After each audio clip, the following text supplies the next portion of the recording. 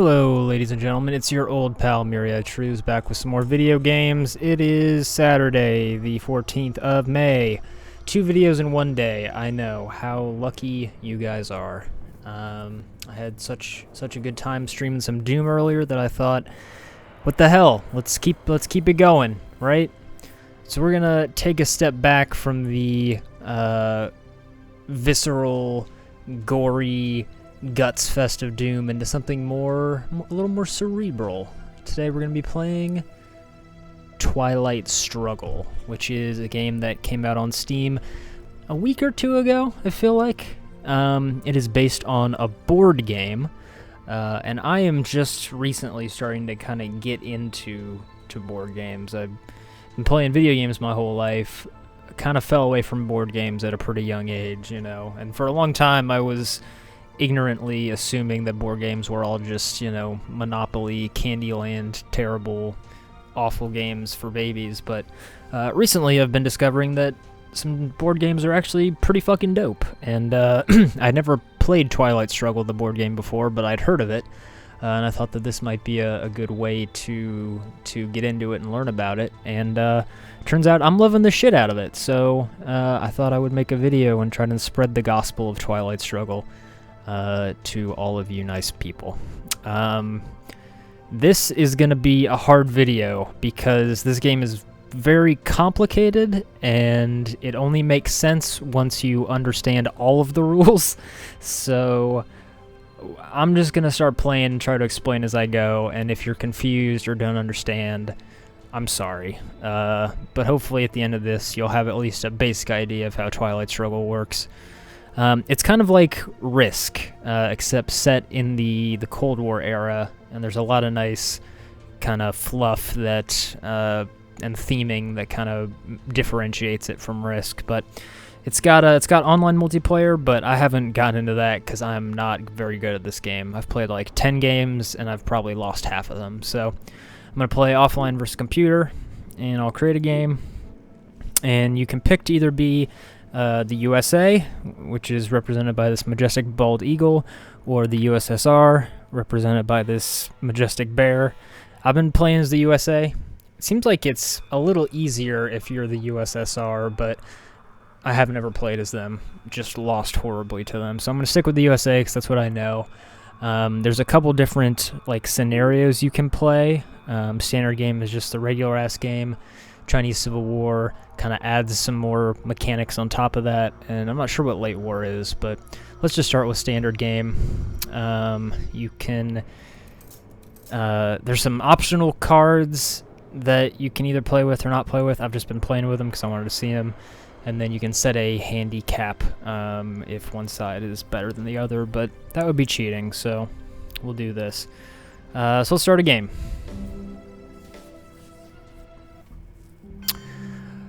Okay, where to even fucking begin?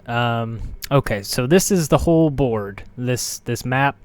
You can see if you zoom in, there are territories which have names, and you can see there's connections between territories. We'll talk more about that later. Basically, you want to control territories, and you do that by putting influence points into territories. You can see we start the game with some territories. We've got the UK, we've got 5 influence points here. We've got Canada, we've got 2 here. We have 1 down in Panama, 1 in South Africa, and we've got Australia, the Philippines, and South Korea and Japan a little bit. And we have a little bit in Israel and a little bit in Iran.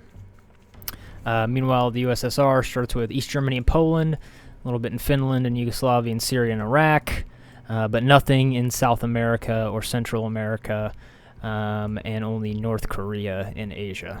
So every territory has the flag, the name of the territory, and this number at the top right, which is called, I think it's called its stability rating, and that kind of is an abstraction of like how geopolitically stable that territory is. So UK pretty stable, it's got a 5, whereas let's see, Egypt is much lower, it's only a 2. And so in order to control a territory, you have to have as many influence points as its stability ratio more than the other guy has in that territory. So, for example, we've got the UK because we have 5 and USSR has 0, and 5 is 5 more than 0. But if USSR put 1 influence in here, we would lose control of it. And we would need to put another one in here to have 6, because 6 minus 1 is 5. So you need to have more influence in a country than your opponent, and how much more is dictated by that stability rating. So you can see over here, we don't actually control Canada, because its stability rating is 4, and we only have 2 guys in here. And you can see that's why the number is not shaded in the way it is in the UK. So at the start of the game, it sets up the board with some territories that we start off controlling, and then the U.S. gets to place 7 extra influence in Europe, and technically Canada is part of Europe for the purposes of this game. So we can put them anywhere except places where the USSR already has control. So I can't put it in East Germany, Poland. I think I can put it in Finland. Oh, okay. It's only in West Europe that we can put it, actually. So we could put... I think we can put one in Finland, because Finland is technically part of East Europe and Western Europe at the same time.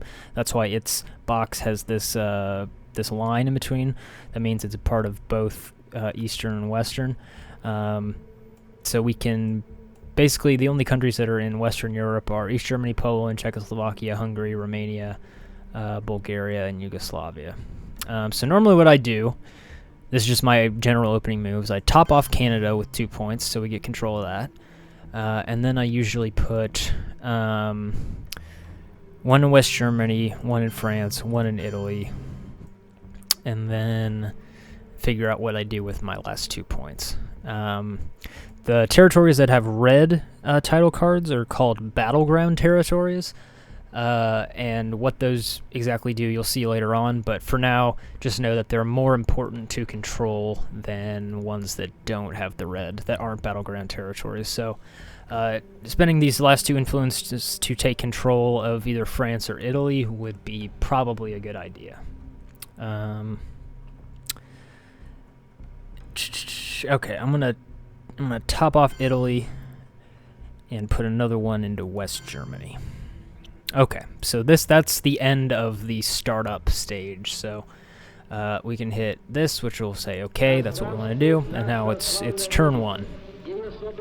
And there's some nice flavor VO at the start of each turn. So let's hit continue. And at the start of each turn, there's a thing called the headline phase. And the headline phase, both sides pick a card from their hand. We have all these cards down here, and the cards have different effects on them. So, for example, I could pick the Marshall Plan, which enables play of NATO, which is another card that I don't have yet, but if I did have it, I couldn't play NATO until the Marshall Plan had been played. And we get to add 1 U.S. influence in each of 7 non-USSR controlled Western European countries. So headlining is you pick a card from your hand, and USSR picks a card from their hand, and then we both reveal, and then we both do the effects on our headlined card, and the card gets removed from our hand. So I might headline Marshall Plan, might also headline Defectors, because that cancels his headline event. But that Marshall Plan's pretty good. I could also headline NORAD, which basically, if I control Canada, which I do, I can put an influence in a country that I already have influence in every time DEFCON goes down to 2. We'll talk about DEFCON later. How about I just headline the Marshall Plan for now? Okay, and he headlined Vietnam Revolts. Mine's going to go into play first because I had a higher number, which we'll talk about some more what these numbers do, but basically mine was higher than his, which is 2, so I get to do mine first. So I get to put 1 influence in 7 different Western European countries. So that works out alright, because I can do West Germany and France. And why don't we fucking do Finland and Spain, Portugal. and Austria, and why don't we just fucking do Turkey while we're at it. Oh, I got one more, and we can do put another one in Italy just to kind of strengthen my grip. Oh wait, no, can I? Yeah, I can, because I haven't done one yet. Okay, so he's gonna do Vietnam revolts, and it kind of automatically did that card, but we can look at it. Shit. So we gotta go to the discard. No, gotta go removed. Okay, so Vietnam revolts basically put 2 influence for him in Vietnam, and he can add 1 to any card that uses points in Southeast Asia. So we'll talk about that in a minute. But basically, he got to put 2 guys in Vietnam, and he has a bonus to some other stuff he can do that we'll talk about later. Okay, so now we've done the headline phase, so now we go into kind of the rounds for turn 1. So basically the USSR always gets to go first after the headline phase, and then he's going to play a card, and I'm going to play a card, and we're going to go back and forth until we run out of cards. Okay, so he's starting off with a China card, which is fucking great. So again, it automatically resolved that, but let's have a look at it. So China card always starts in the hand of the USSR player. And what's funny about it is after you use the China card, it goes into the other player's hand. So now I have the China card.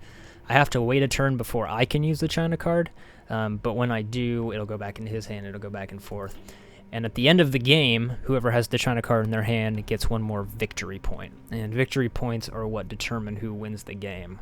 First player to 20 victory points wins, or whoever has the most at the end of turn 10 if no one has 20 yet. And what's interesting about the victory points is that it's not we have the same score thing. Like, he doesn't have a separate count of victory points that's separate from mine. We're both on the same track. So anytime somebody gets a victory point, the track just goes up in their direction. So like if I got a victory point right now, I would be at the point score would be at 1 US. And then if he got 2, it would go down 2, which would be one would be 0, and then another one would be 1 USSR. So there's kind of a push and pull on the victory point thing. Basically, it means any victory points you get are not locked in. Like, if you get 5 victory points, and then I get 5 victory points, we're back at 0. So it's kind of interesting. But anyway, the China card is cool. But basically, so this is his first turn, and on your turn, you pick a card from your hand, and you can do a couple of things with it. You can either play it for its text and just do what the effect says on it, or you can play it for its operational points, which is this number guy up here. So you pick one or the other. You either want to do the text or you want the points. If you pick the text, you just do what the text says. If you pick the points, you can do a couple of things with those points. You can either... these are called operation points. You can either add this many influence to any countries. So why don't I just pick one? Right, so... God damn, this is complicated. Okay, so... Let's see, did he play the China card for points? Yeah, he did. Okay, so he didn't... well, the China card doesn't actually have an effect. It basically just describes how you use the points. So he got 4 points. 4 operational points, and the China card's effect is you get an extra point to use if you spend all of these points in Asia. And so what you can do with the points is either add influence, which is I think what he did. Yeah, he put 2 influence in Thailand and 2 in Iraq. And since Iraq is not in Asia, he didn't get the extra point from the China card. But so he put 2 in Thailand, and he started with 1 in Iraq. So now he controls both Thailand and Iraq, which is pretty good. But one of the other things you can do with the operational points is you can either attempt a coup. Why don't we just see what that would look like? So instead of playing NORAD for its text, I'm going to play it for the operation points. So I get 3 operation points to do a coup. So I pick a country I want to do a coup in. What countries you can pick to do coups in is determined by what the DEFCON level is at. So you can see we're at 5 right now. The game starts in 5. At 4, we can't coup in Europe. At 3, we can't coup in Europe or Asia. 2, you can't coup in Europe, Asia, or the Middle East. and if the DEFCON goes to 1 on your turn, you lose the game because basically you've instigated nuclear war. So right now we're in DEFCON 5, which means I could coup anywhere. But whether or not the coup will work is determined by the target country's stability number. So if I wanted to coup Thailand, which might not be the worst thing to do, basically what you do is you take the operation points that you get from the card you're playing, which is 3 from NORAD, and you compare it to the country's stability rating, which for Thailand is 2. So you double the country's stability rating, and that's its coup defense. So Thailand has a coup defense of 4 versus my coup attack rating of 3 from the NORAD card. So then I roll a d6 and add my coup attack points, and whatever the difference is how many influence he loses from that country. So if I roll a 1, I add 3 to that and get 4, and Thailand has 4 coup defense, so nothing happens. So he keeps the 2 influence he already has. But if I roll a 2, I add that to my 3 and get 5, and 5 is 1 more than his coup defense of 4. So that means he would lose 1 influence. And you can keep doing that, and if I got a 3, he would lose all of his defense, or all of his influence. And if I rolled higher than a 3, I would actually get to start putting influence into that country. So this is actually a pretty good coup, because the only time it doesn't work out for me is if I roll a 1. But for countries that have a higher stability rating, they're much harder to coup successfully. Like sometimes when you try to coup like a 4 or a 5, the only time where you get a benefit is if you roll a 6 or something like that. You can also see it saying if I do this coup, then the DEFCON will go down to 4. Anytime you coup a battleground country, the DEFCON goes down by 1. So that's one thing you can do with your operational points is you can place influence in countries. You can do a coup against a country. You can also you can just play the card for the event on the text, or you can space race the card, which is actually a really good way to get rid of cards you don't want. Basically what you do there is you drag it to space race, and then you try to advance along the space race tract. And so we're both at the starting point. To get to the next level of space race, we have to spend a card with at least 2 operation points, which this one is because it's a 3, and then we roll a d6. If we get a 1 or a 3, we advance on the space race. And these numbers in each spot on the space race track tell you how many victory points you get for getting to that part of the space race. You see it's 2/1, and what this means is the first player to get to this spot on the track gets 2 points, and the second player to get here gets 1. So you can see there's a couple that have that. This is 2 for the first player and 0 for the second player. So being ahead in the space race is generally good because it gets you more victory points than not. And at certain spots in the space race, you start to get perks. So you can only space race a card once per turn, but once you get to animal in space, you basically can space race 2 cards per turn instead of 1. Once you get to man in Earth orbit, during the headline phase, the opponent has to choose their headline card and show it before you choose yours, so you can kind of react to whatever headline card they pick. When you get up to here, you can just throw away a card in your hand. And we'll talk about action rounds later. So space race is basically, I only ever do it if my hand is only full of cards I don't want to play. It's a good way to get rid of cards you don't want. Because what's unique about the space race is that when you spend a card on the space race, you don't have to... Well, you can see in my hand, there's different cards. Like, this is a US card, and you can tell because it's got a blue, motif up here. And this is a USSR card because it's got the red motif up here. And we're both drawing from the same deck, so that means I might draw some of USSR events, and he might draw some US events. And if I spend a USSR card to do operations, which is either coup, place influence, space race, or realignment, which we'll talk later, if I spend a USSR card, the event on the card triggers, no matter what. Like, normally if I spend a US card, I get to choose whether I want the event to trigger or to do one of these things. But with a USSR card, the event will trigger no matter what. I get to choose whether my coup or my influence gets spent before the event. I could have the event go first if I want to, and sometimes that's beneficial. But basically, the USSR cards are full of things that are good for the USSR, and if I want to play them for points, I'll have to suffer through whatever the event is. So, for example, if I wanted to do socialist governments because I wanted to spend 3 operation points, I'd have to do this effect, which is remove U.S. influence in Western Europe by 3, and that's bad for me, so I don't want that to happen. So I might space race this card because I want to get it out of my hand because I don't want this thing to happen. Okay, so that's basically operations points. You pick a card from your hand, and you do something with it, either the text on the card or spend its points. But if it's a card that's not from your faction, you have to do the event on it to spend the points no matter what. So it's good. It's basically the idea is it's better to have cards from your alignment than not, because the cards from your alignment are usually good for you. The events are, but more than that, you don't have to do negative events, which is the real fucker. So, okay, so I might.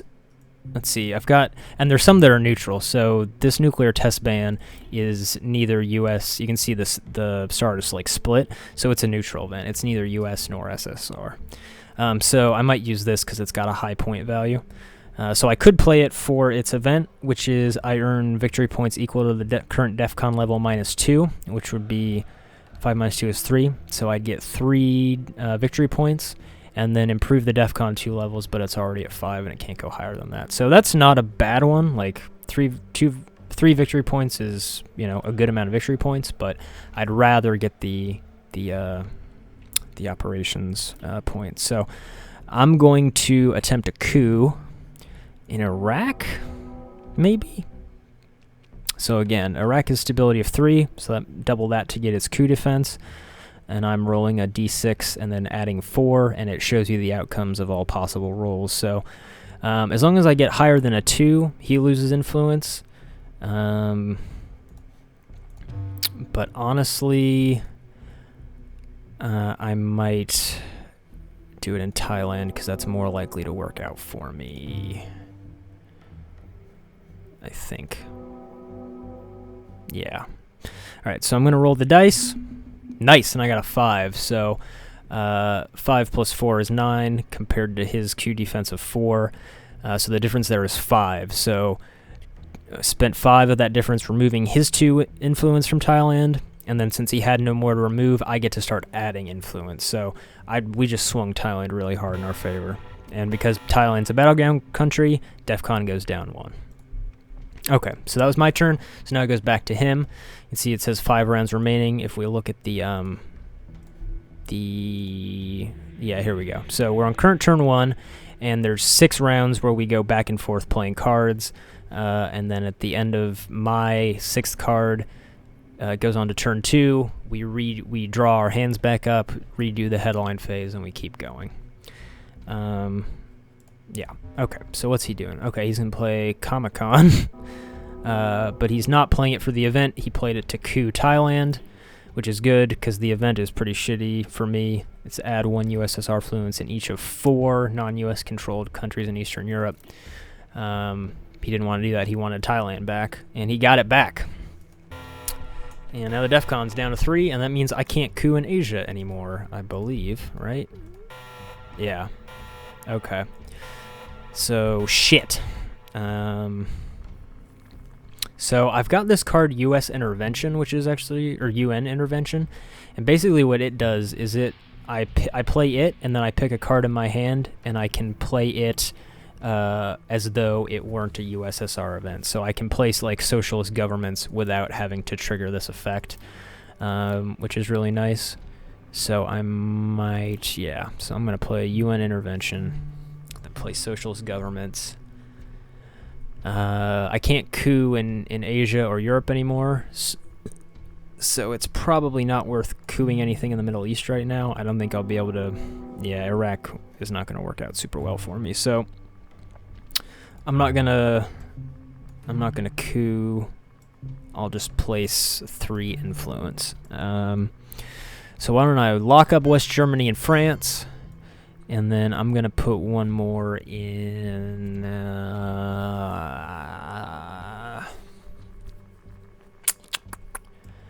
I might put one more in Israel. Israel becomes a little important because there's a couple of cards that reference it, so I'll just put another one in there and start working on it. Okay, so that was my turn. Back to him. You can see over here there's this thing that says mill-op points. You have to do a certain amount of coups per turn. Or basically you have to spend a certain amount of operation points on military things such as coups. And if you don't do enough military things, you lose points based on the difference at the end of the turn. So you can see up here is where it's keeping track of our military points. We've both done one coup, which cost 4, which had an operation value of 4. And so we've both done enough military ops this turn to meet the requirement.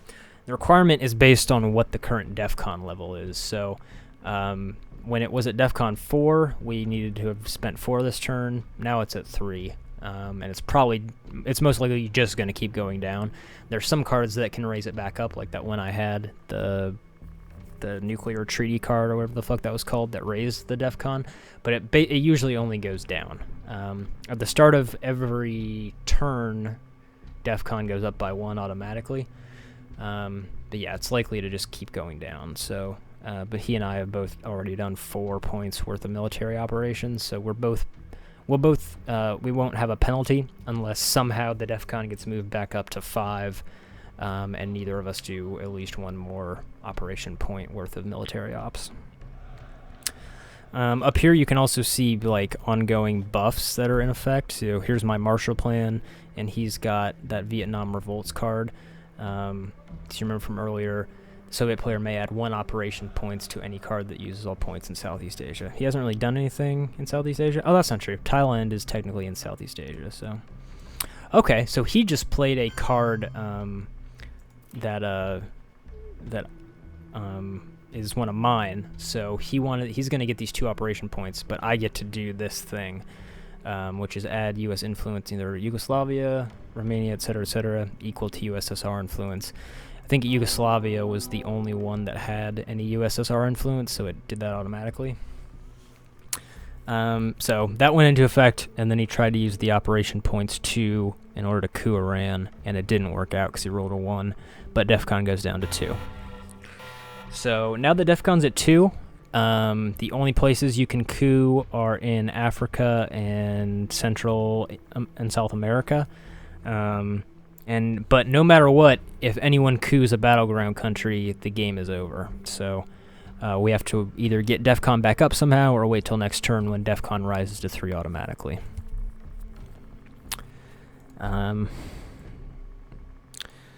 So I'm just gonna play NORAD, just because the earlier you play it, the better. Like, if I had already played NORAD when DEFCON went down to 2, I would have got to put an influence in one of the countries. So probably the earlier I play this, the better. And it's not like he did anything on his turn, so I'm not falling behind.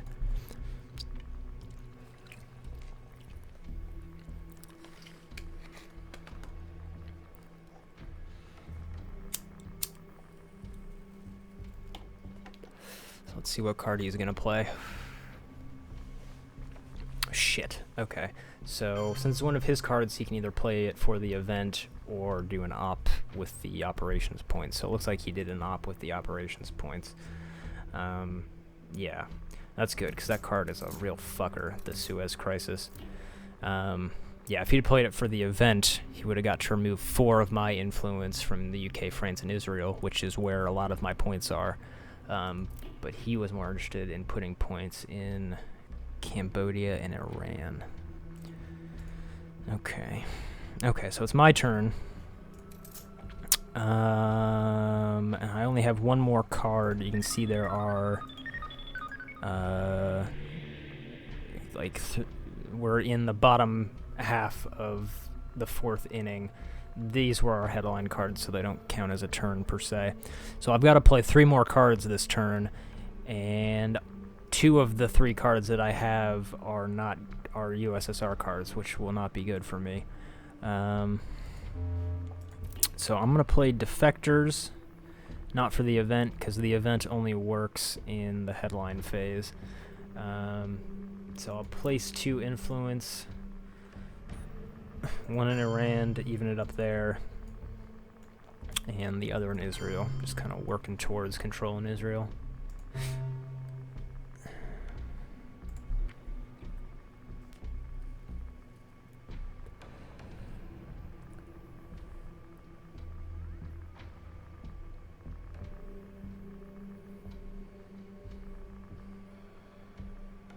The computer takes a while to think about it. Okay, so he's playing the special relationship card, which is one of mine. And basically, if I control the UK, which I do, I get to add 1 influence to any country next to the UK. But if NATO is in effect, which it's not because I haven't played NATO yet, then I would actually get to add 2 influence to any Western European country and gain 2 victory points. So as it is right now, I just get to add 1 influence to any country near the UK. But if NATO was in effect, I would get some pretty good shit. So it's good. It was smart of him to play this before NATO got played. But I'll take the 1 influence in any country connected to the UK. And that's where these territory connections start coming in. They're not always super obvious. Like, yeah, the UK is connected to these 4. But, like, if you look in the Middle East, like, the Gulf states is not connected to Jordan, even though they're like basically right next to each other. So you gotta kind of pay attention to where exactly the lines are. And the red dotted lines are basically just this territory is connected to a territory that's in a different country.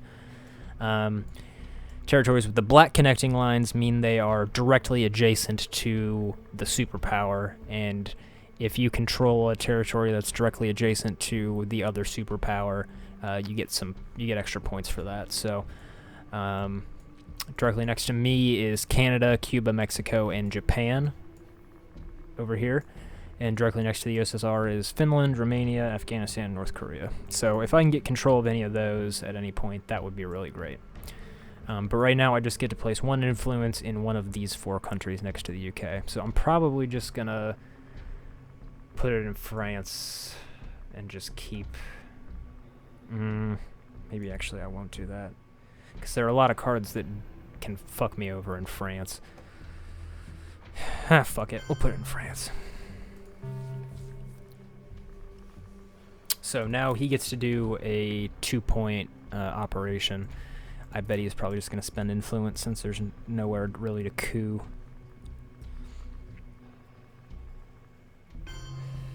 Yeah, okay. He's going really hard into Asia, which is starting to worry me. For reasons I'll be able to explain better later on. Well, maybe I'll just try it right now. So, one of the cards you can get in your hand is a scoring card. It just says, like, Asia score or European score. And you have to, if you have a scoring card in your hand, you have to play it before this turn is over. So he would have to play it next turn. He would have to play any scoring card he might have. He would have to play it next turn, or he just loses the game. If a turn ends and you have scoring cards in your hand, you lose the game. So the fact that he's going so hard into Asia makes me think he has an Asia scoring card and is about to play it.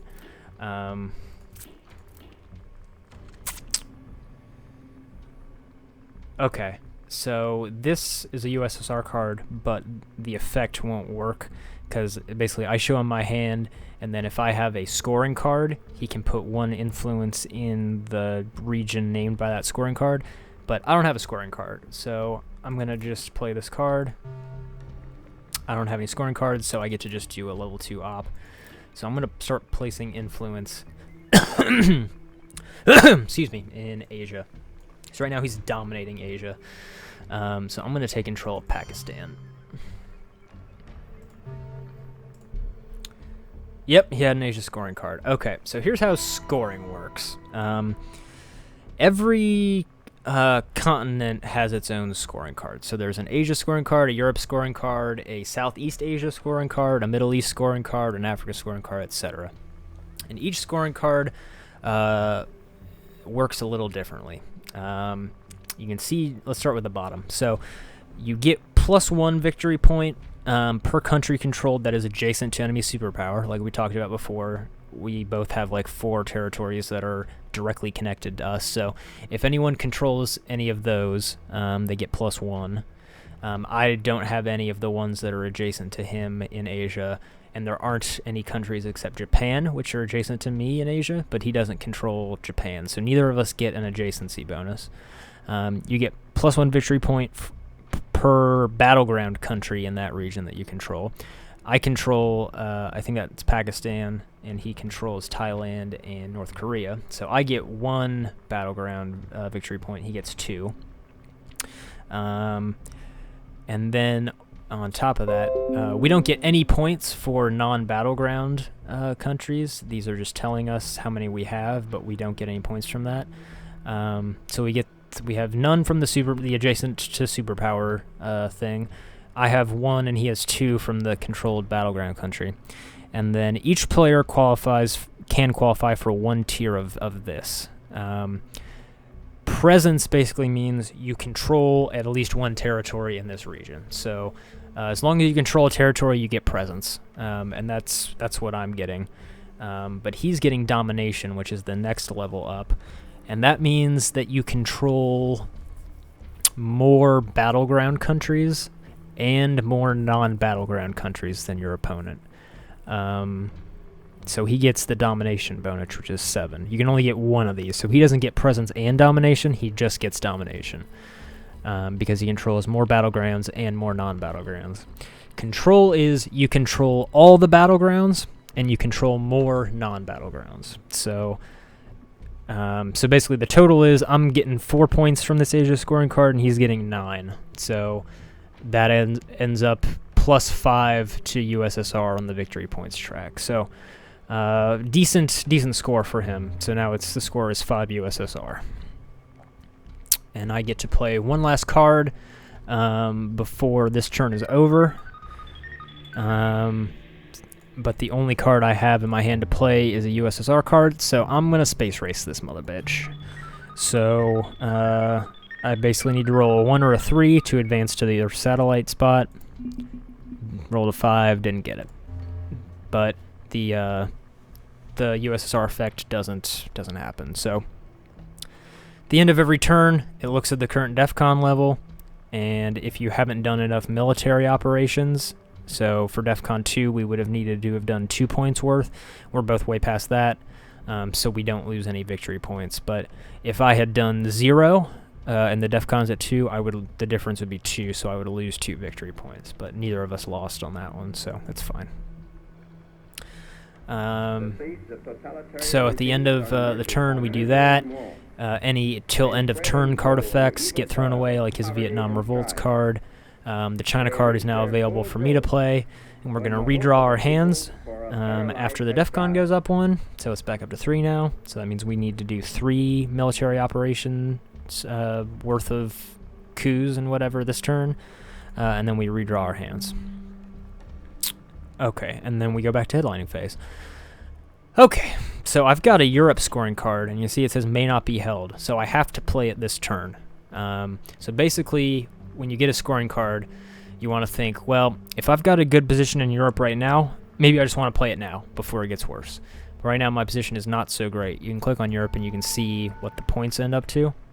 Actually, that's not bad. I get 10 points because I've got domination, because I have more battlegrounds and non-battlegrounds, and I get 3 from my battlegrounds. He only gets 5. So I might actually just play this right now, because I don't know what the fuck might happen if I just held on to it. Like, the other thing you could do is play it as your very last card of your turn, like he did, and use the rounds to try to build up your Europe presence so you can get more points, but 10 points is pretty good. And he could really fuck me over, so I might headline the European scoring card and just get it out of the way. Let's see what happens. Okay, so he headlined Nasser, which basically just gives him control of Egypt. Okay, so my scoring card outplayed, so the score's back to 0 both. So now Russia's gonna pick a card, and we're gonna do it all over again.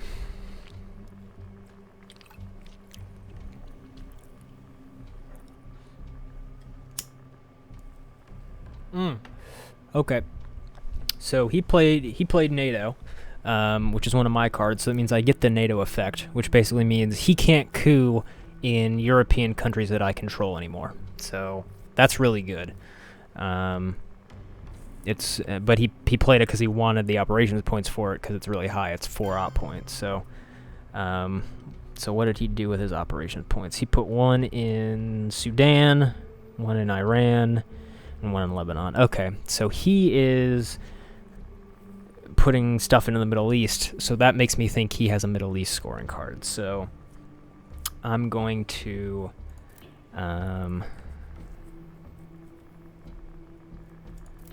gonna play the fucking China card, which basically gives me 4 operations points to spend, or 5 if I spend them all in Asia, but I'm done with Asia for now. I'm going hard in the Middle East. So I'm going to put 1 in Israel to lock Israel down.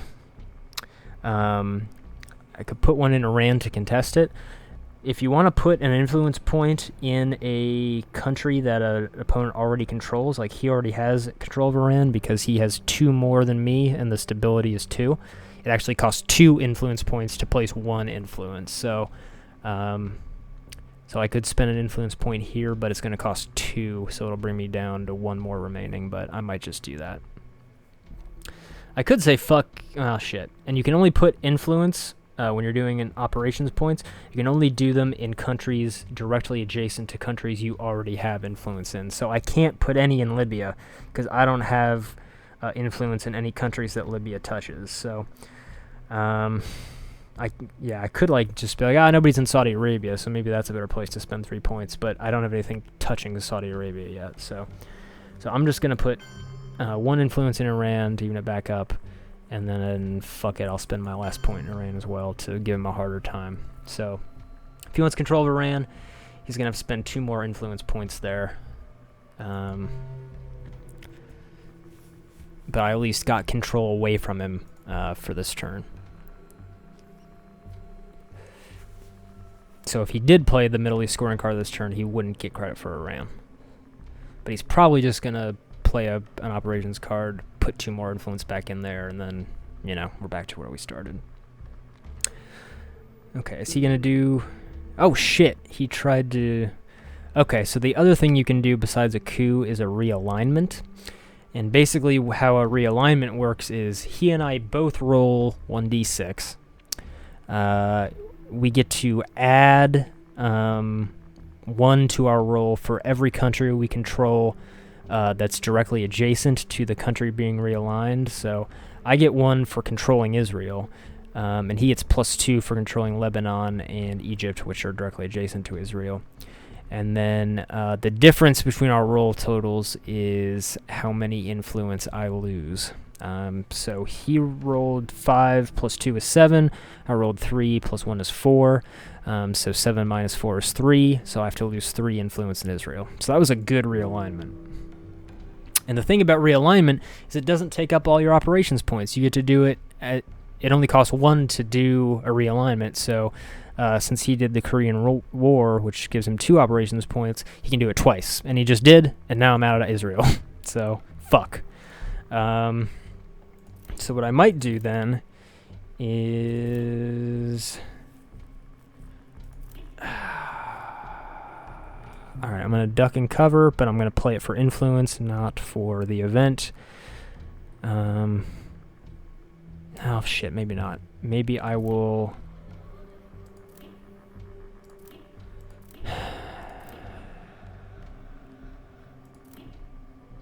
Yeah, I might play De Gaulle leads France, even though it's a USSR card. Basically, he would remove 2 of my influence and add 1, so I'd still be ahead in France, but nobody would control it.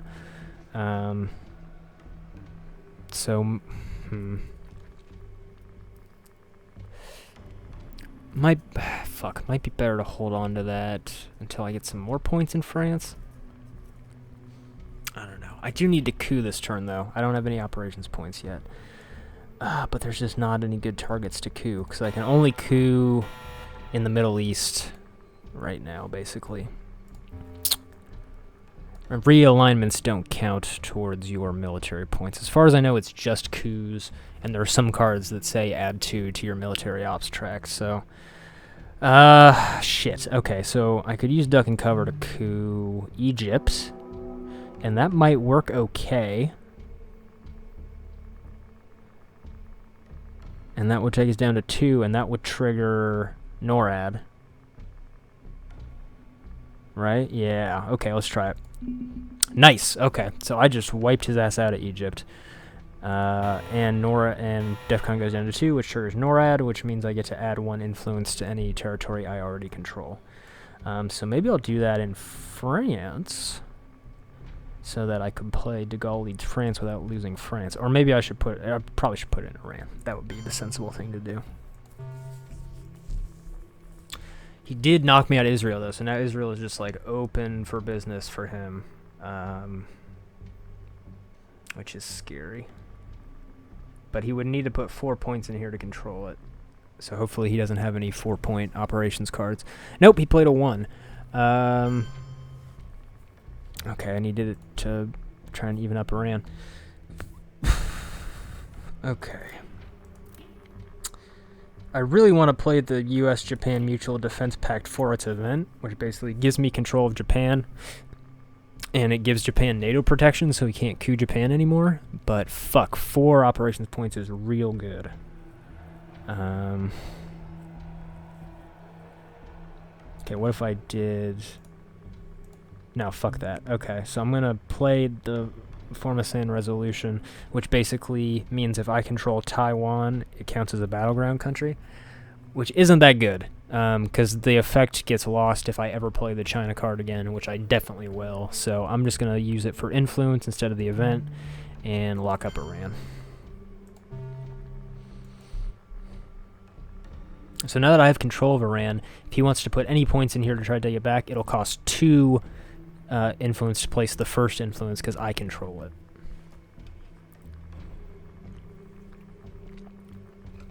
So he can try to take it back, but... Okay, so he's playing early war for 3, but since it's one of my cards, I get to do the effect, which is in early or mid-war. Basically, the turn count determines what phase of war you're in. The first 3 turns are early war. The middle 4 turns... Or no, the middle 4 turns are mid-war, and the last 3 turns are late war. And when we get to mid-war, some new cards get added to the deck. When we get to late war, some new cards get added to the deck. And this card specifically references do a different thing depending on what phase of the war you're in. So we're still in early war. So I get to remove 1 USSR influence from 3 countries in Eastern Europe. So let's do 1 out of East Germany, 1 out of Poland, and 1 out of Finland, because it would be nice to control Finland because it's directly adjacent to the USSR.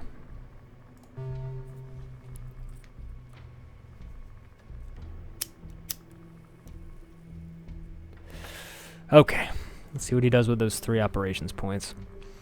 If I were him, I would put them into Israel, but we'll see what he does. Nope, he really wants Iran. Shit. Okay. Fuck,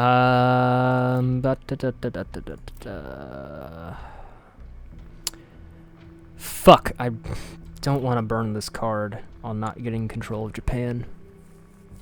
But I would love to have 4 operations points. How bad is a Warsaw Pact? It removes all U.S. influence from 4 countries in Eastern... Yeah, this is... Well, Eastern Europe? No. Oh, yeah, no more than 2 per country. Okay, so... Oh, that's not good either. Alright, fuck it. We're going to do De Gaulle leads France. And I'm going to let him do the event first. Okay, so he basically... Yeah, so he gets 1 in France and I lost 2. But then I can place influence with the 3 operations points. And put... Nope, that would be a waste. Okay, we're going to put 2 in Iran to take it back. And then I'm going to sneak 1... I'm going to put that one back into France. So that was all right. That worked out fairly well.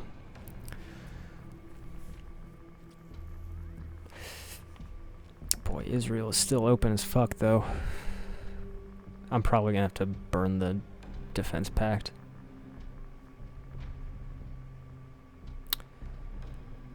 Oh, nice. Okay, so that basically means I get to add 1 to all of my operations points for the rest of this turn. What is the... Okay, well, there's only two rounds left in this turn, but he gets 3 operations points for that. He's gonna... Shit, what did he do? I'm gonna have to look at the history. Okay, he put 1 in Syria to gain control of it, 1 into Yugoslavia, and 1 into Ethiopia. Okay. Interesting. Well, normally I only ever use Capture Nazi Scientist for the event because the operation points are so low, but because of containment, the thing he just played, I get +1 on that, and it's 2, which is decent, so I might...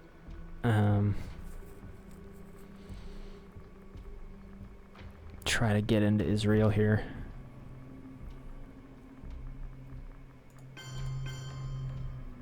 Probably would have been smart to go just lock down Libya, but Israel is kind of important. Okay, he hasn't done any coups yet. Okay, here we go. Indo-Pakistani war. Okay, so this card's a real fucker. Basically, you get to choose India or Pakistan and then roll a dice. And if your roll is higher than the amount of dudes that I have in whichever country he picks, he gets to wipe out all my dudes in that country and replace it with his. And he also gets 2 victory points. So he rolled a 5, which was more than my guys. And so he gets to replace all my guys with his guys in Pakistan. So he has Pakistan now, and he got 2 victory points. And that counts as a thing for his military ops, so he's met that requirement now too. So that's a real fucker. Shit. Okay, well, if I'm gonna burn the U.S.-Japan Mutual Defense Pact, I might as well do it now that I have the bonus from containment. So let's fucking go. I get 5 influence points. So gimme Israel. Oh, he must have not had the Middle East scoring card because he would have had to have played it right then. Oh well, it'll come up eventually. And why don't I take France back? And then we can just pretend that we can just give 1 to Japan and just so we get a little bit of Japan-related effect off of that.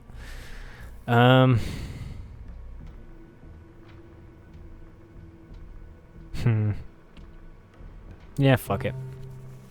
Okay, so end of the turn, we both met the military ops requirements, so no one loses any victory points.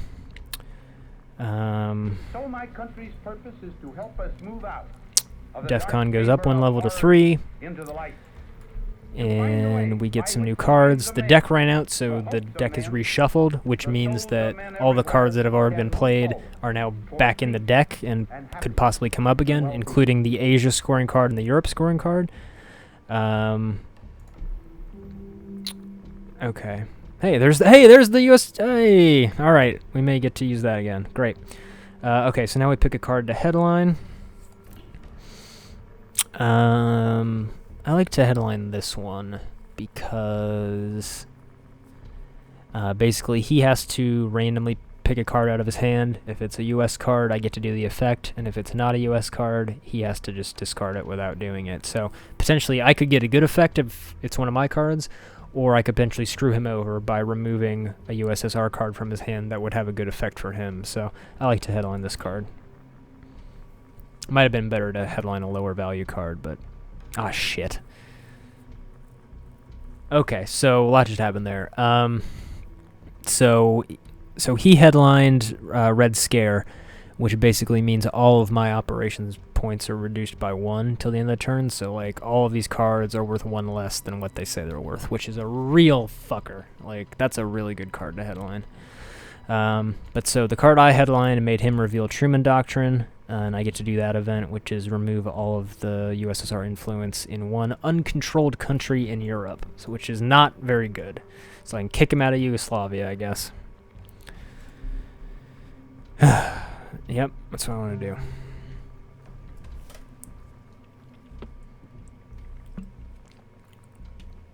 Yeah, Red Scare is a fucking good card, because that makes it harder for me to meet the military op requirement, and makes, you know, my coups shittier, and the cards in my hand already have really low point values, so ugh.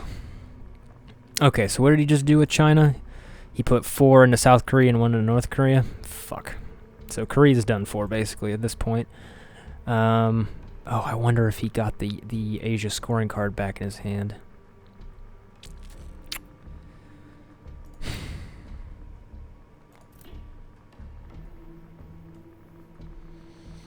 Okay, well, I mean, there's no point in playing this for the event, since I could just use 2 of the 4 operations points to just take control of Japan.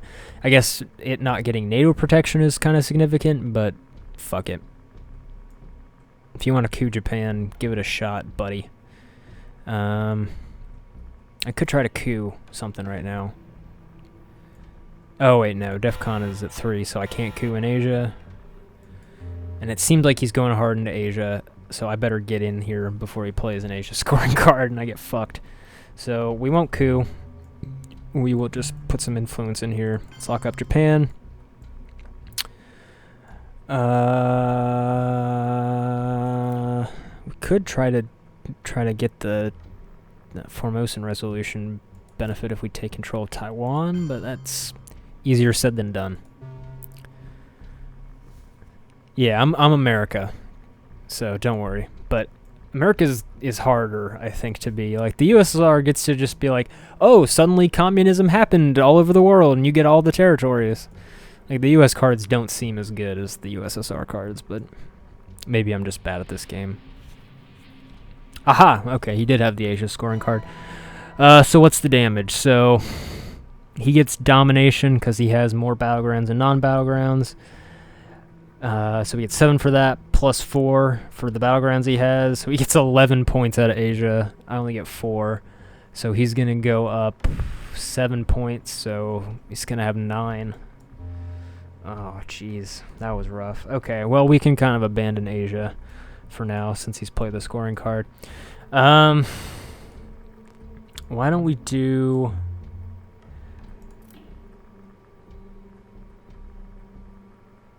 Yeah, this would have been smarter to headline. Alright, whatever. Well, we could host the Olympics. That would give me some victory points that I need to not fucking die here right now. But I do also need to coup something stupid just to get the...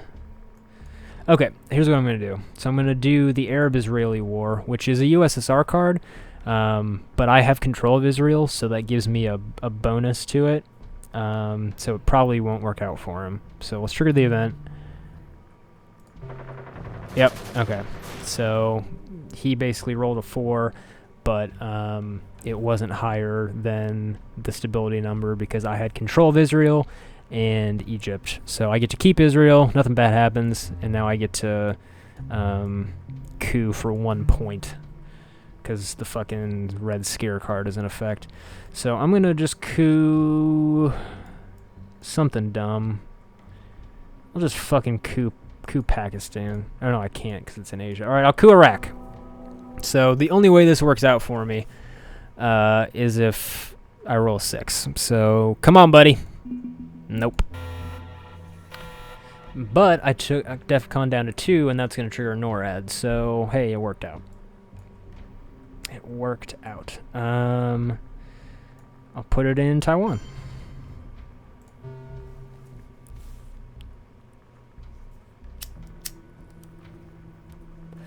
All right. What round are we on? Okay, we got a ways to go. Yeah, that Red Scare card has really fucked me this round.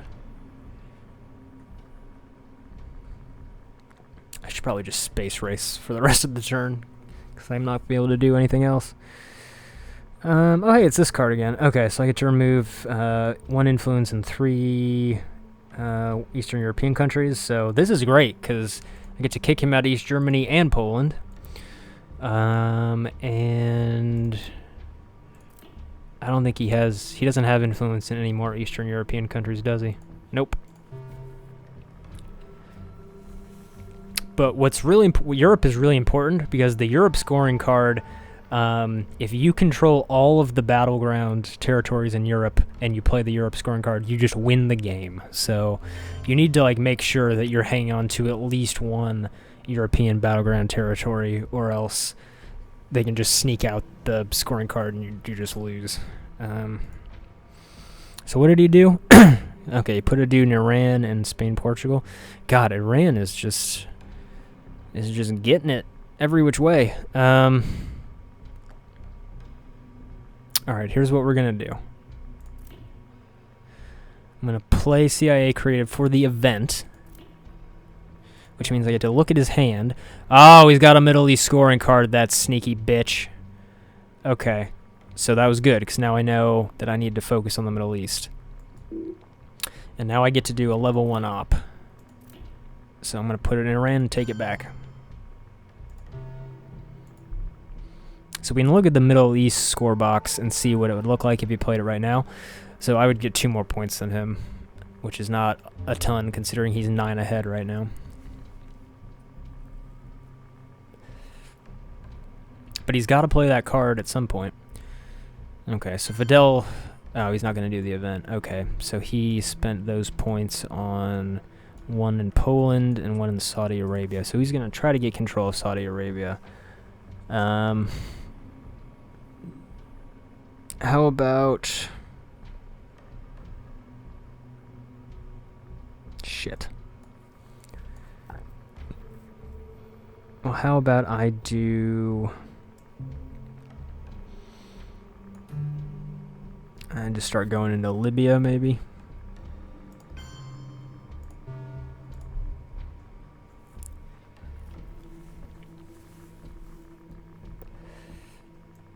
I mean, this Red Scare thing has just fucking crippled me this turn. Because all I have are, like, 2s and 3s. Okay, so he gets... Okay. So he tried to coup South Africa, or he tried to realign South Africa, but didn't work. And realignments don't trigger DEFCON, so... oh shit, I am 1 below... Okay, so I need to get a coup point so that I don't lose a point at the end of this round. So, how about this? I will coup Sudan.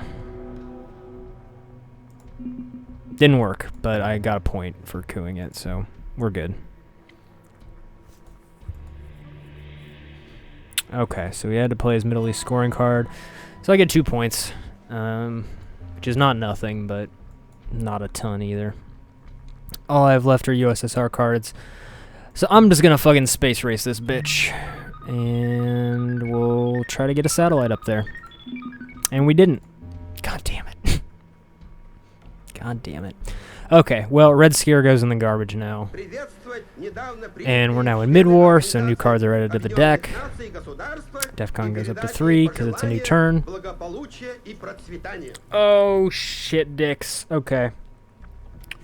So I've got both a South America and a Southeast Asia scoring card.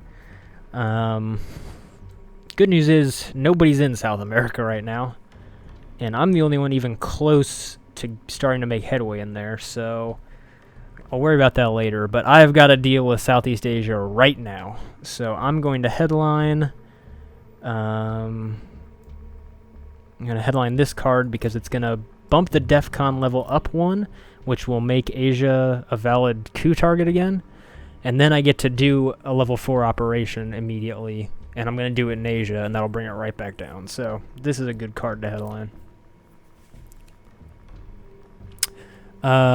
Okay. Well, he headlined Korean War, which is silly because he already controls both the Koreas, so...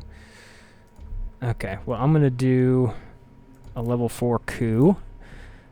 Fuck it, I could try it in South Korea.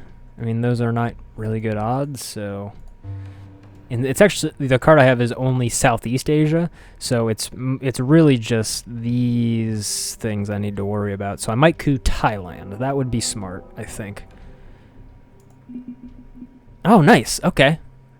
Shit, that worked out pretty well, actually. Yeah, that was dumb of him to play that card. So the only battleground territories in Southeast Asia are Thailand and Taiwan, if that Formosan Resolution card has been played, but it hasn't. Oh shit. Terrorism is spreading. Oh no, okay, he played it for the values. So he took control of East Germany again and Algeria. And where the fuck is Indonesia? Over here. Okay, so yeah, he's making a play for Southeast Asia again. He knows what's up. Well, I'm going to play the fucking China card. And take control of Thailand. And lock up Taiwan and the Philippines. And we'll call it good. Because he can't coup in there anymore. And... yeah, so he'll get one more point because he has... because the Southeast Asia scoring card actually does care about non-battleground territories, because there are only one battleground territory. But and the interesting thing about the Southeast Asia scoring card is that you remove it from the game after you play it, so it can only ever happen once. So we won't have to worry about Southeast Asia again. But maybe I should start worrying about South America now.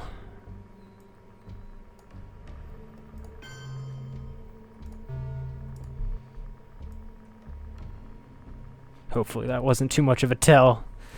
Yeah, you know, just put one in Colombia, you know, just in case. There isn't a lot he can do, because you can only add influence in countries next to countries you have influence in. But he could coup Colombia, and that would give him, like, an in. Oh yeah, this is a decent card. Basically, next time Middle East or Asia gets scored, he loses credit for a battleground country. Shit, that's exactly what he did. He fucking cooed Colombia. Okay, I gotta kick him out of there. Post haste. Because that was my in to putting points in Venezuela. So, I'm going to coup with this card. Come on. Alright. Shit, he can just coup it right back, though. Like, we do this all fucking day. Because Colombia is not super stable.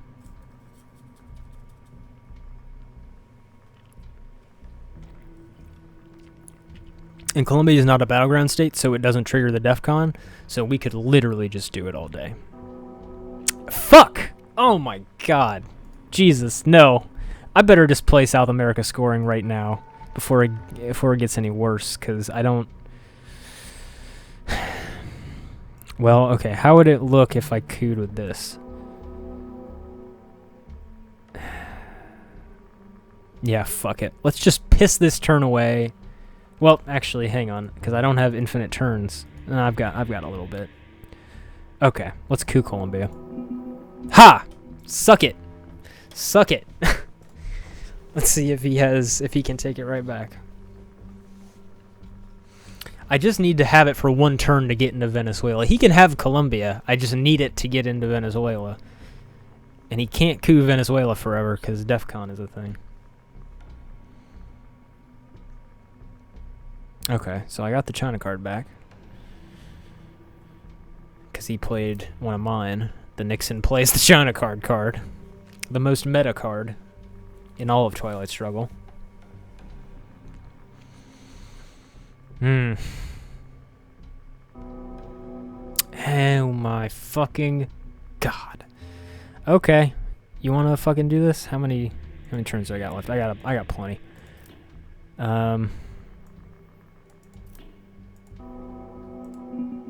Alright, that should make it really hard for him to coup. That's a lot of guys in Colombia.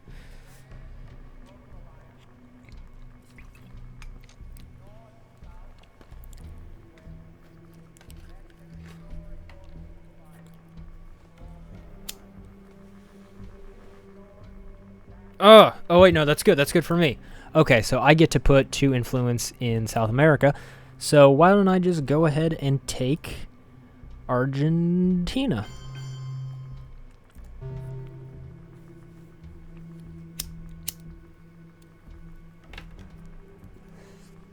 If he tries to coup with that card, it won't go well, I don't think.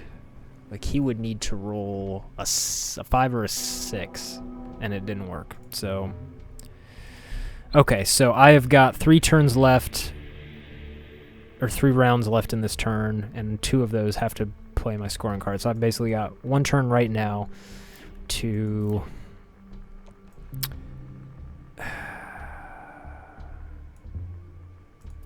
Yeah, I guess I'll just play that card now and get my 6 points. So I get domination because I have more battlegrounds and non-battlegrounds in South America because he doesn't have shit. And then I get +1 for having a battleground, which is Argentina, so I get 6 points. So that's pretty good. That nearly ties the game up.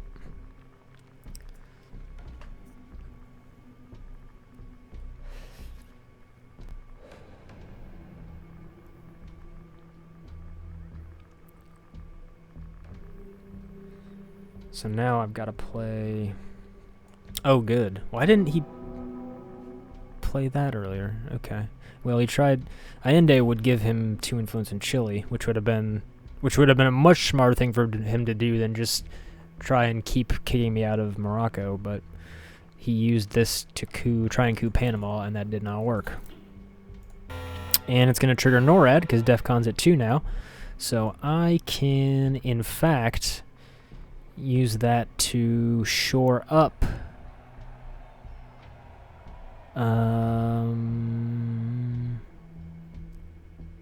I can take control of Libya or Panama. Why don't we do Libya? Okay, and so I think I'll just play my Southeast Asia scoring card now before it gets any worse, so he gets 1 point off of that.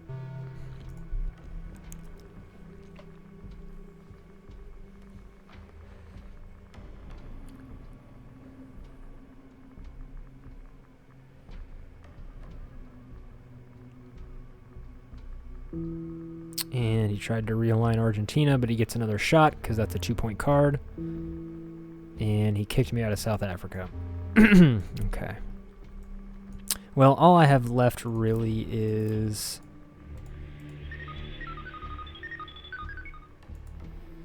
bad cards.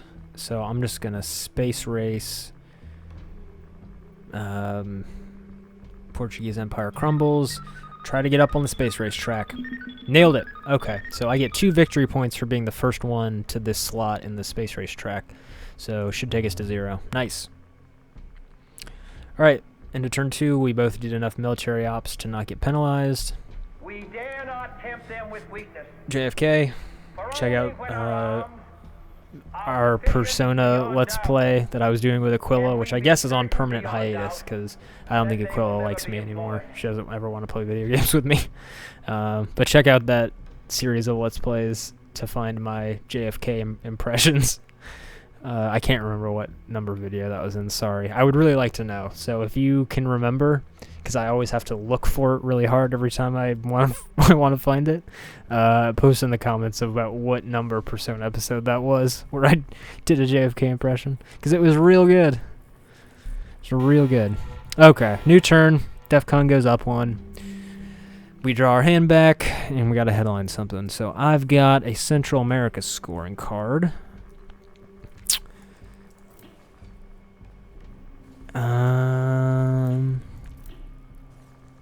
Well, that's nice. Okay, I might headline this then.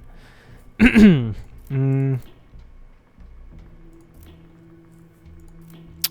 I find it's good to headline cards that are either the effect is really good or the effect is meh, but the operations value is so low that you wouldn't want to waste a turn playing it anyway. So I'll headline that one. Shit. Okay, so he played that card, which is how I learned to stop worrying. And basically, he gets to set the DEFCON at whatever level he wants. And he gets credit for as many military ops this round as he wants. So basically, he won't get a penalty at the end of turn, no matter what, even if he never coups again. Okay, he set it to 4. So, I'm gonna assume that means he wants to try and coup something in Europe.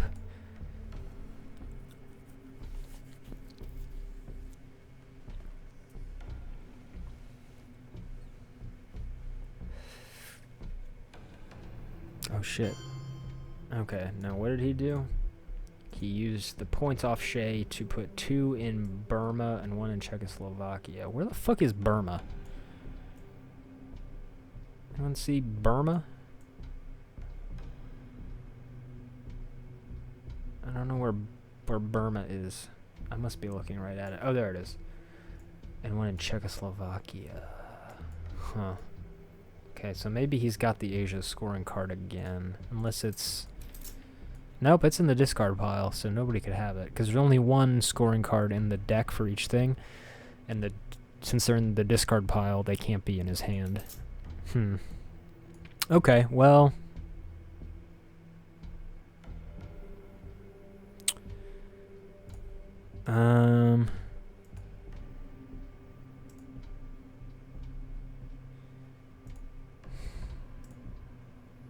Okay, I'm going to play this for influence.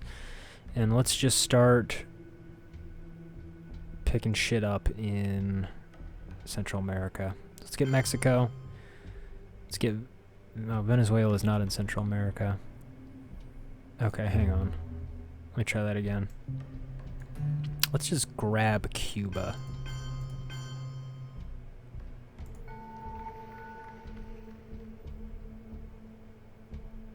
Oh, I need, in order to get the domination bonus, I need at least 1 non-battleground, so... Okay, so I can just grab Nicaragua or something like that, probably. Actually, fuck that, hang on. I'll just play the fucking China card. Well, nope, because then I won't get to do this. Okay, maybe I should just play this so that I can play the China card.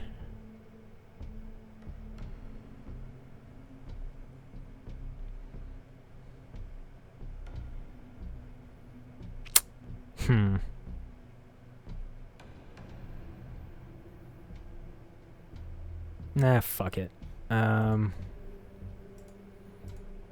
Sorry.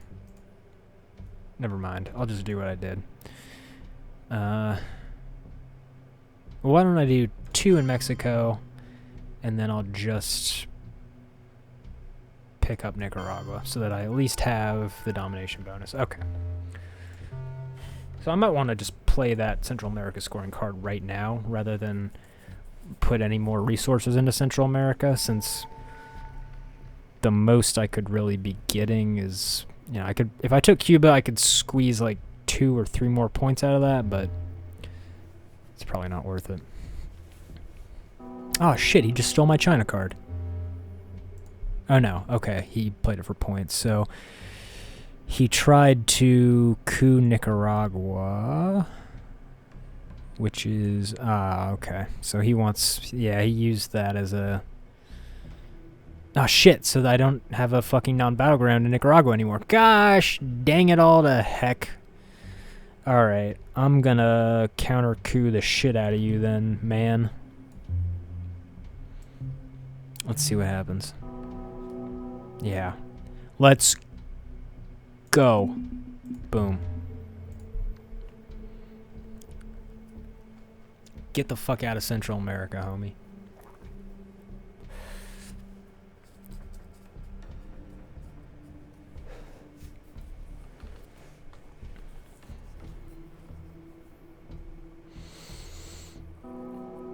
Ha! Okay, so I should probably just play Central America scoring now then, while I still have control.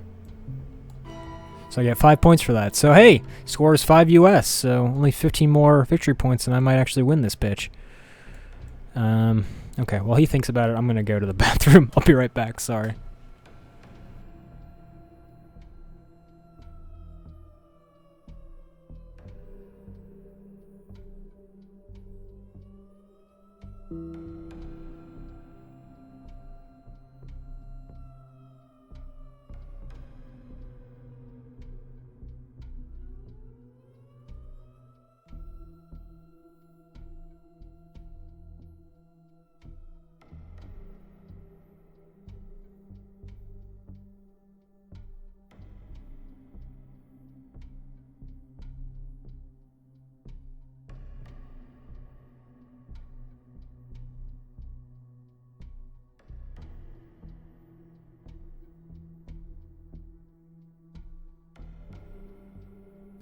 Okay, what did he do? He realigned me out of Thailand? That motherfucker? He must have the Asia scoring card. Okay. Well, now that I've got rid of all my scoring cards, I can maybe do something in Asia. How about that?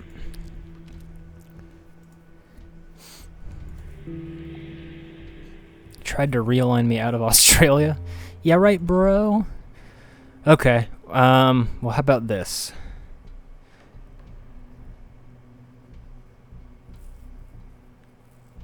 How about I steal that China card right back from you?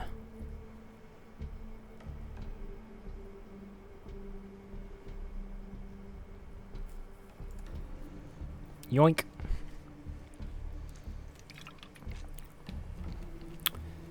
And then next turn, I can spend all my China card points in Asia and maybe take India, or maybe like coup Pakistan or Thailand or something. Weird that Pakistan is not in the Middle East. That seems weird, but... Okay, so he tried to space race that card? Huh. He must not have the Asia scoring card then.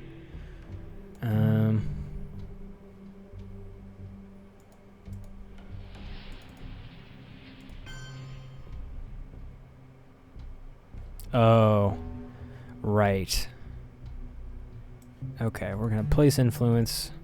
I can't place influence in Thailand because I don't have anything that controls that, so... Or anything that touches that. Shit. Okay, maybe it's time for a coup then. Maybe we can coup your bitch ass out of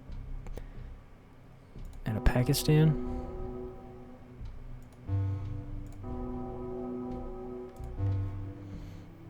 That'll degrade the DEFCON.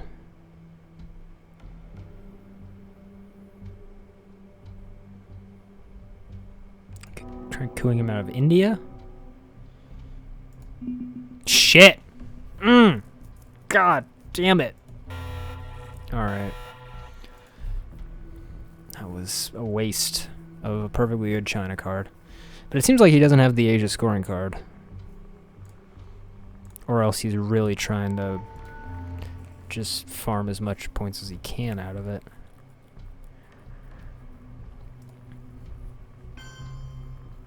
Yeah, he wanted Thailand first. Okay, well, I can't coup in Asia anymore, so... How about... How many turns are left? 2? Okay, what if I...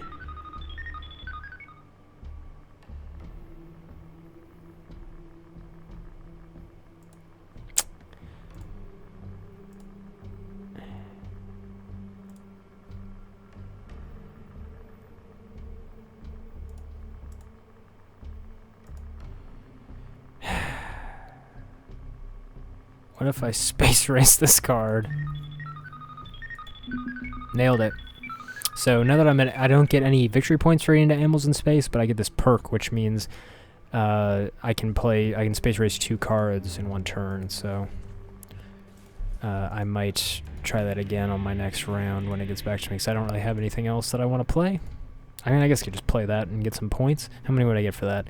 For each battleground country in Central and South America. So I'd get 1, 2... I get 3 victory points for that. I mean, that's not nothing.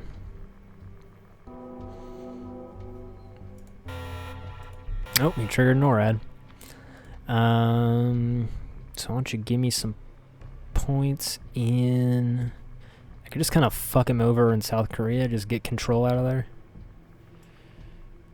Or I could lock up Venezuela.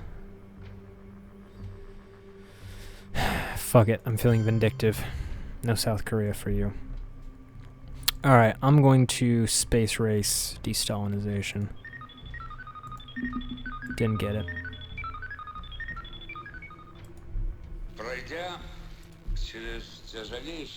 DEFCON's back to 3. I'm gonna headline something. Hell.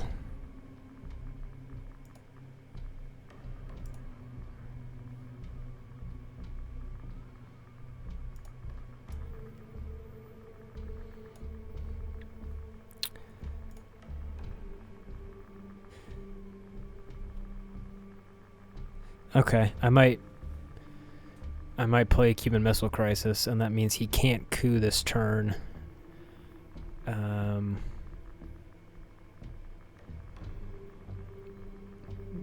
Well, it'll mean nobody can coup this turn effectively, but... Shit, but then it's going to be hard to get the military ops points I need. Oh, boy. Okay, what if I just headline captured Nazi scientist? And that'll get me some victory points. Right? Yeah, because I'll be man in space.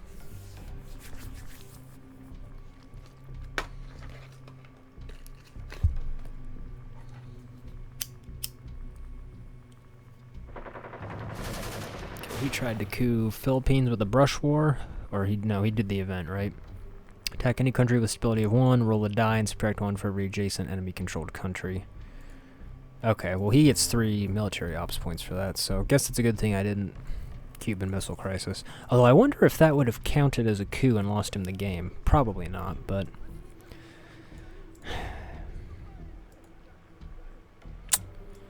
Okay, what if I fucking cooed Saudi Arabia just to get enough points? Oh, it's not my turn. Lol. That was weird. I thought he already had India. Okay, I'll coup... I mean, I'll probably just use... There's no point. Well, I would trigger NORAD by setting the DEFCON to 2, but that's not super helpful right now. So I'll just coup Saudi Arabia. That's not good odds. Not great odds. I could coup Algeria. Better odds. Better odds.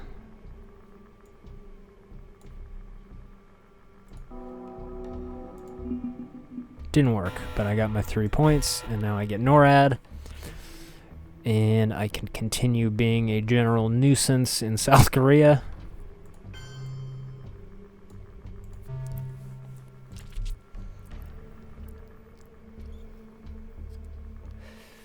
Oh boy. I need to play this card and get these points before he just starts spawning dudes in Central and South America. 'Cause there's a bunch of shit that like gives him control of Cuba and like just proliferates a bunch of Nazi shit in Central America. What happened there? Okay. So he played nuclear test ban for 4 points. Oh, and he's fighting for France? What do you want France for, son? Get out of there. You don't need France.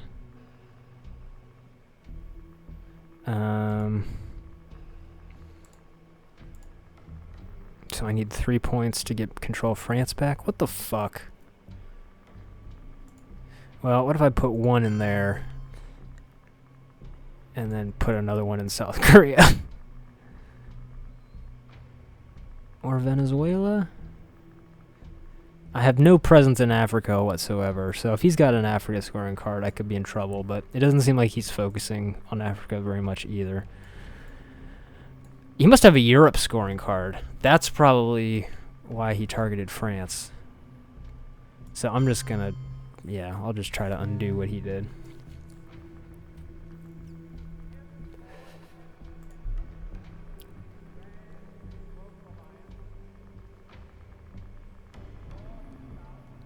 So this card that I have, I looked at a minute ago, is interesting. So basically, because it's a USSR card, the effect will go into play. I show him my hand, and then he does a level 1 op. But the thing is, if I played this card, I would lose the game right now because the DEFCON's at 2, so he could just do a coup on a battleground territory. You know, even though it was level 1, it wouldn't work, but it would lower the DEFCON to 1, and since it's on my turn, I would lose the game. So I can't play this card until the DEFCON goes up, even if I wanted to. Oh boy, he is fighting hard for Europe right now. Shit. And I can't... He's just taking it away faster than I can put it back in. Okay, well I can take France back.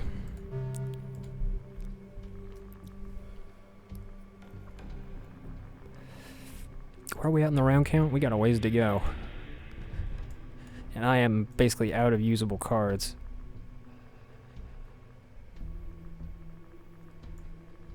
Well, that's not too bad. I have to give him a victory point, but... Oh, for fuck's sake. Okay.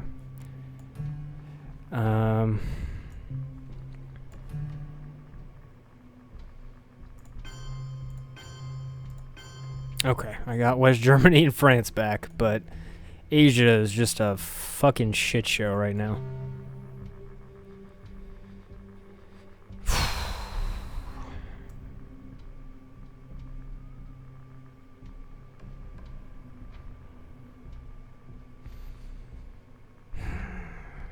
I mean, Central and South America are looking good, but Africa and Asia are not looking good. And he just doesn't want me to have France. He's got... Well, if he does have the Europe scoring card, he's going to have to play it. So he's got one more card that he could potentially play to fuck me out of Europe. Yeah, boy. So I'm either going to lose points that I should have gained from Europe, or lose points from not playing this card if I play this card. Okay. And then I could... How about this? How about I just finally lock up Venezuela, and then I continue my campaign of shenanigans in South Korea. Remember when it used to be like 4-1, and I'm just like creeping up on him over there?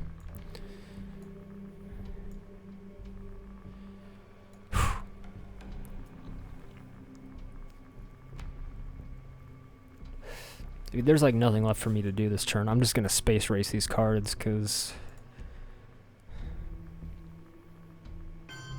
Oh, fuck. What happened? He just, He added 3 influence in Central America, no more than 2 per country. So he put 1 in Panama, Costa Rica, and El Salvador. Shit. Now he's got a foothold in there, and I can't get him out very easily. All right, well, let's space race a bit. Can we space race decolonization? Great. Okay, so now that I've got man in Earth orbit, during the headline phase, he'll have to show what card he's going to play before I pick mine. I assume he's got a Europe scoring card that he needs to play right now. If he doesn't, then this whole thing was real confusing, but yeah, there you go. Okay, so I got 10 and he got 5, so suck my dick, USSR. I'm up to 9, so 11 more points and I win the game, assuming that he doesn't get any more. All right, let's keep the space race going. Come on, lunar orbit. Nice! 3 victory points for that. Alright, I'm marching up the fucking hill here. Whew. For the first okay. time, because the people of the world want peace. DEFCON back to 3. Of the world are afraid of war. Okay, so he is going to pick his headline card and show it first because I have the Man in Earth perk. So let's see what he got. This hand looks great. This is all US cards. This is fantastic.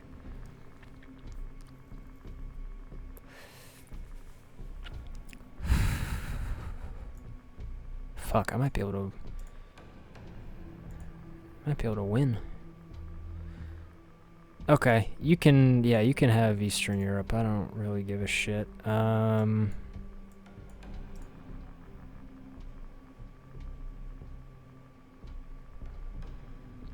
Ooh, okay. If I play Salt Negotiations, I can look through the discard pile. Oh no, 1 non-scoring card.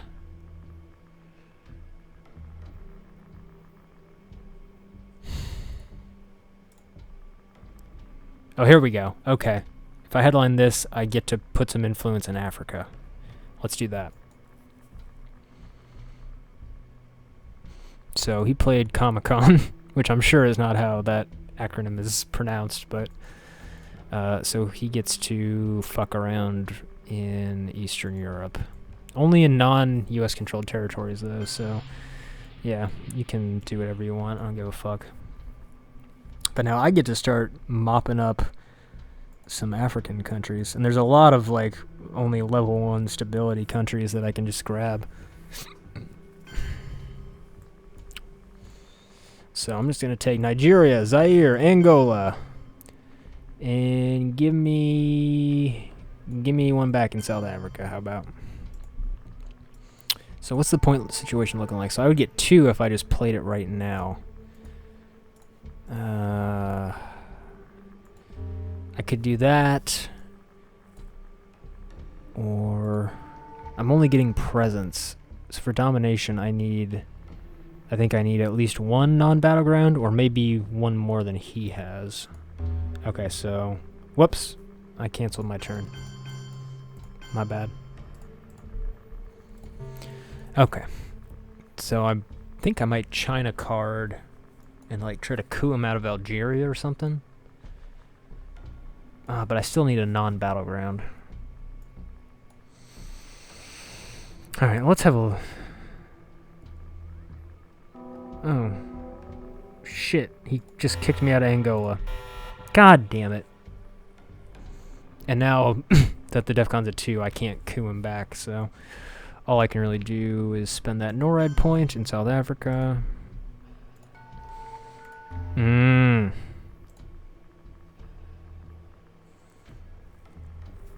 Okay, well I could just play this for 2 quick victory points.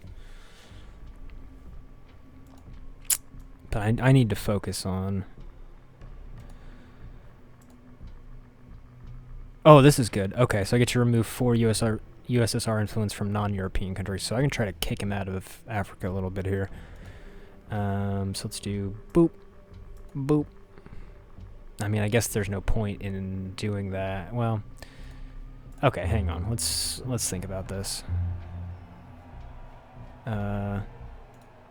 Wait, what? Whoa, what? Wait, what? Undo. Oh. Wait, what? Oh, was that my... Oh, that... I went all the way back to my NORAD point, didn't I? Whoops. Hang on. Okay. I was confused on what happened. Okay, you're right. So now I'll play this.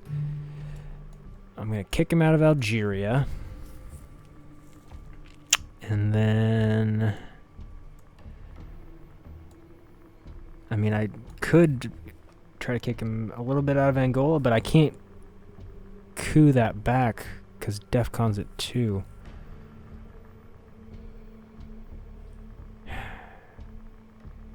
Well, I guess just weakening it will make it... I could just, like, overpower him with influence if I use the China card or something, right? Does that sound good? Or I could just take... Hang on. Whoops, and we're back to my NORAD point. Okay. Sorry, this game is confusing. Okay, what if I took 2 out of South Korea and 2 out of Algeria and just let him have Angola? Like, who gives a fuck? He can have Angola. That's a lot of points in Angola for not a lot of benefit.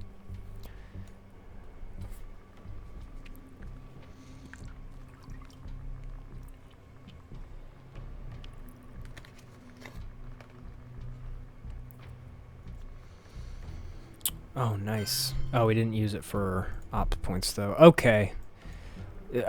Africa is becoming a shit show. We need to put some fucking muscle in here.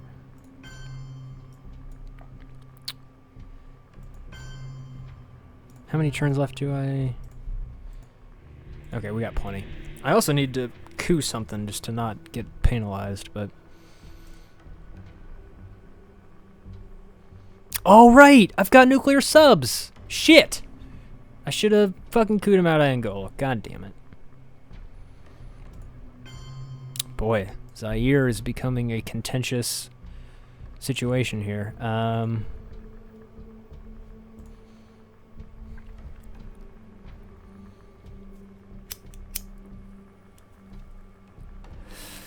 Okay. What if I... placed influence.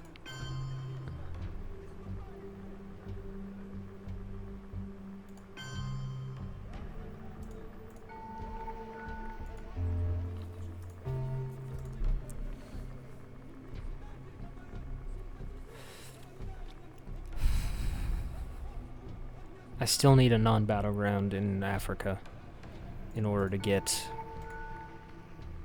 the domination bonus. Oh, here we go. This is how I'm going to do it. Okay, he's playing puppet government, so I can put 1 influence in 3 countries that contain no influence. So, cool. So I'm going to just grab the Saharan states, and now I should have... Oh, I don't have more non-battlegrounds? Okay, well, what if I did Saharan states, South African states? Now I've got domination, because now I've got at least an equal amount of non-battlegrounds. Okay. Rad. And then I'll just throw one into...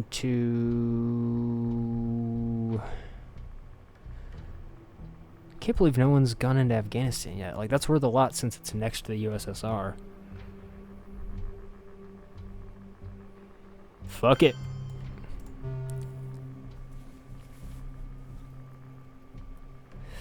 So if he doesn't do something shitty, I might play the Africa scoring card right now.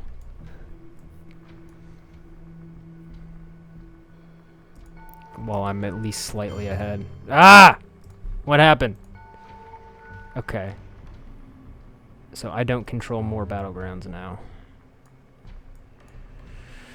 Oh, fucking Christ. Okay, well, I just need to put 1 point in South Africa. Okay, here's what we'll do then. I'm gonna go... What are we doing on turns? Okay, I got some turns.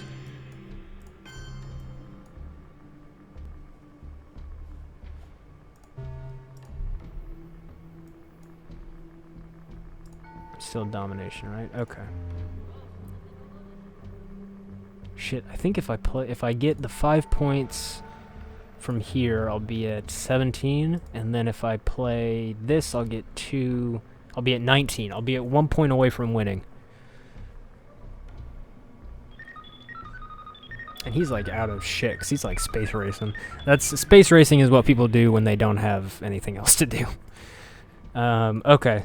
So how about I Africa score? Right, what's my turn situation looking like? Because I still need to coup something to get some military ops. Okay. Let's just score Africa. So I'm up to 17. And then I'm going to coup something. I have to coup a non-battleground though, or else I'll blow myself up from DEF CON, so I'll just... How about I just coup Cameroon or something? Or Sudan.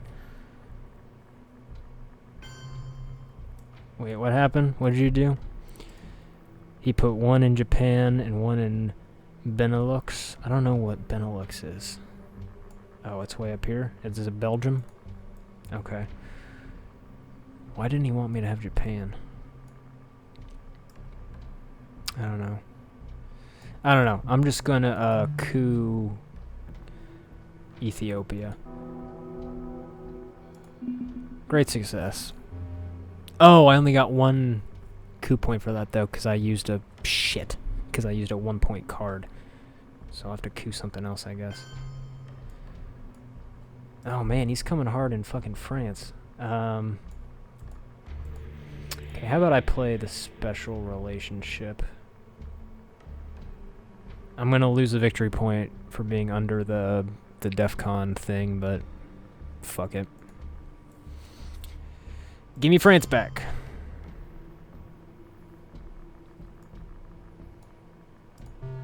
Okay, so I'm only at 1 point in the military ops, so I lose a victory point for being under the DEF CON requirement. But surely one such lesson. But I'm 2 points away from winning this fucking game, so it's entirely possible that I could just have a card in my hand that's just like, US gets 2 victory points, so... Becomes a contagious disease. Let's see what we got.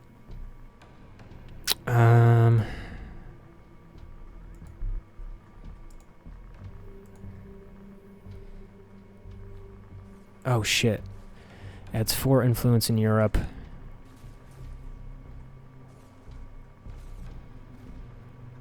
And he can't coup in Europe. Wait, what did that say? Improves the effect of Glasnost. Well, I just need some fucking victory points.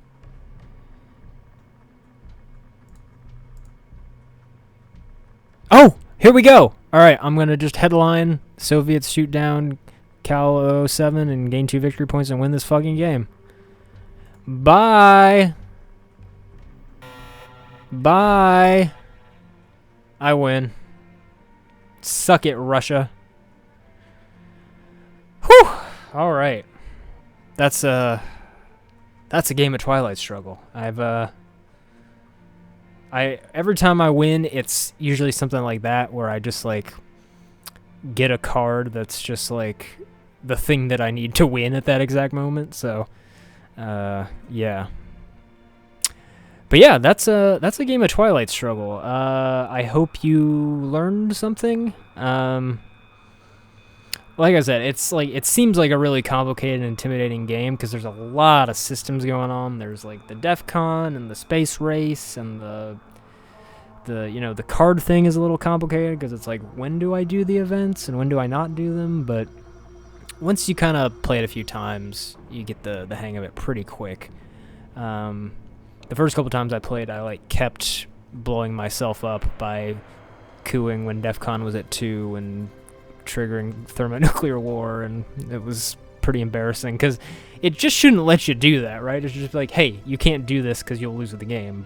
And it does warn you, to be fair, on the coup preview screen. It's like, if you do this, you'll lose, but it doesn't stop you, which it probably should, because there's no reason why you would ever want to lose deliberately. So I don't know, but yeah, the tutorial is pretty good. It teaches you most of what you need to know.